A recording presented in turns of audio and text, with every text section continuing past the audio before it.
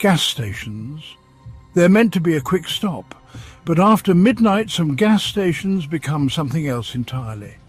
Tonight we journey into the night to explore 3 chilling encounters reported at these roadside havens. It was late October of 2014. A young man named Kyle, a 32-year-old delivery coordinator, was driving alone from Phoenix to Denver. He'd been driving for hours when the gas light came on.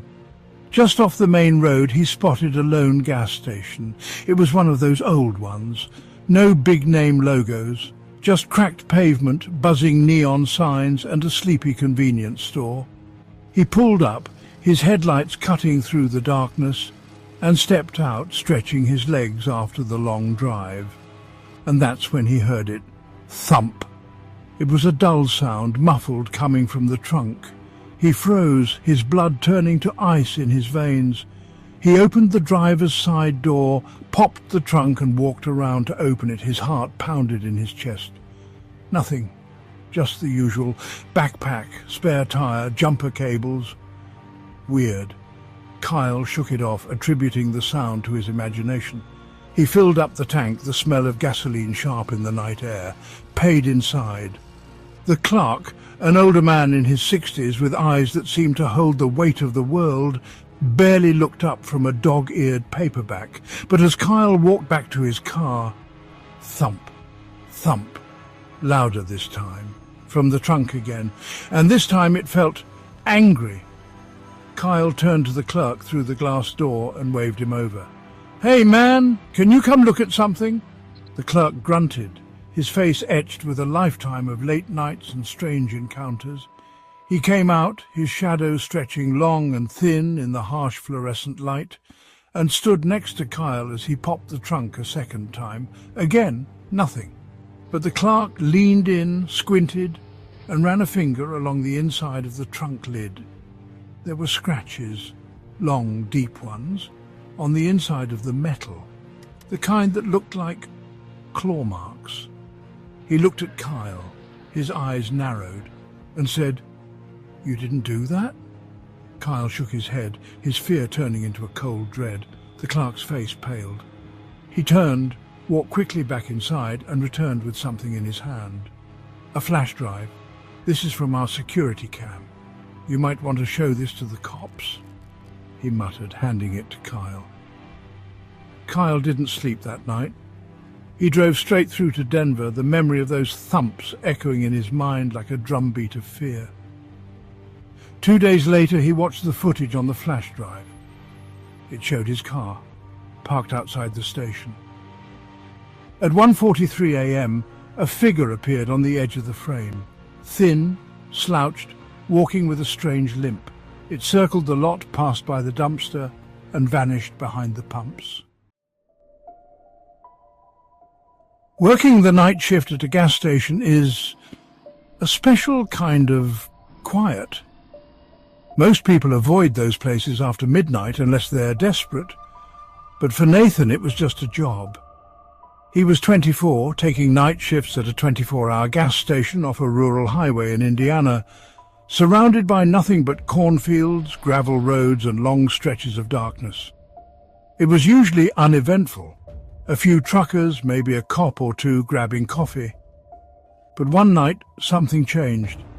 It started just after 2:00 a.m. Nathan was restocking the fridge, the hum of the coolers a constant drone in the stillness. He caught something on the corner of the monitor above the counter. The outside camera, pump 6.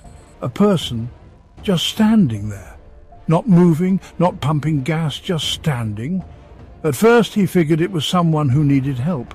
Maybe their car broke down or they were lost. He stepped out from behind the counter and looked through the front glass. Sure enough, they were still there. A tall figure in a hoodie, face obscured, facing the pumps, not looking toward the store, not moving.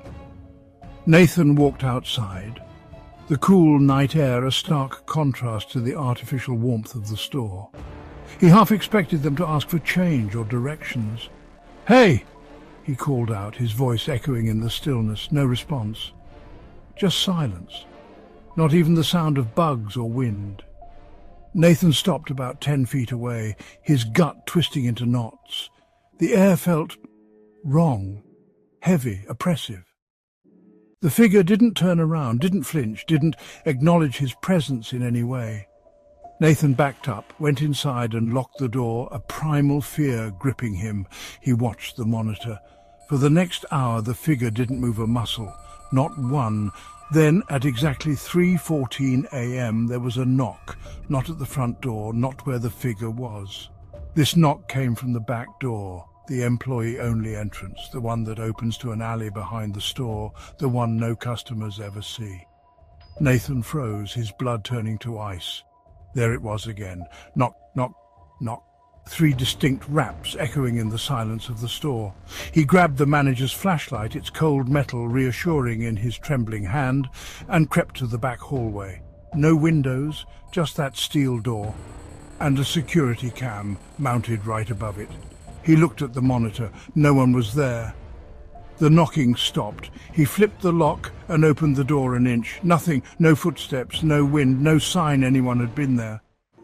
Ella was 26, independent, adventurous, the kind of person who liked solo road trips, just her, some music, and the open road.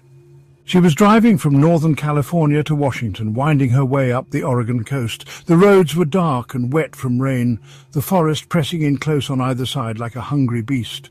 Around 11:45 p.m., low on gas and with no cell signal, she spotted a single gas station tucked between the trees. No other buildings, no cars. Just one flickering neon sign that read "Open," a beacon in the overwhelming darkness. She pulled in, her headlights illuminating the rain-slicked pavement. It was the kind of place that looked like it hadn't been touched since the 70s. Dim lights, peeling paint, 2 ancient gas pumps standing crooked on cracked concrete. But she was tired, and nearly on E. She figured she'd be quick. Ella stepped out, the rain a cold mist against her skin, and started pumping. And then she felt it, that unmistakable feeling of being watched, like something unseen was peering at her from the shadows. She glanced around. No other cars, no movement. Then, out of the corner of her eye, she saw something dart behind the convenience store. Fast. Too fast. A shadow, or maybe a person. Her heart started to race, adrenaline pumping through her veins. She hurried the pump and walked toward the glass door of the store, half expecting someone to pop out and scare her. Inside was a single employee. Older man, pale skin, thick glasses, just staring at her as she walked in. Didn't greet her, didn't smile, just tracked her movements with his eyes, a strange intensity that sent shivers down her spine. She walked past him toward the snacks, trying to act normal. But something felt off. The air was thick with a strange energy, a heaviness that pressed down on her chest. Then she noticed it. Taped to the cash register was a small handwritten sign, messy block letters in black marker. "Do not go outside after dark." She turned to the clerk. "What's that supposed to mean?" she asked, her voice barely a whisper. The man didn't answer, didn't even blink, just stared. And so we conclude our journey into the unsettling world of gas station encounters. Places that, under the cloak of night, transform from mundane stops to breeding grounds for chilling tales. These stories, whether rooted in truth or spun from the fabric of our deepest fears, remind us that the world is a tapestry woven with threads of both the ordinary and the unexplained. As we venture out into the night, let us remember that every flickering neon sign, every deserted parking lot holds the potential for the extraordinary. Keep your eyes open, your senses sharp, and perhaps, just perhaps, you'll catch a glimpse of something truly unforgettable. Until next time, tread carefully in the darkness.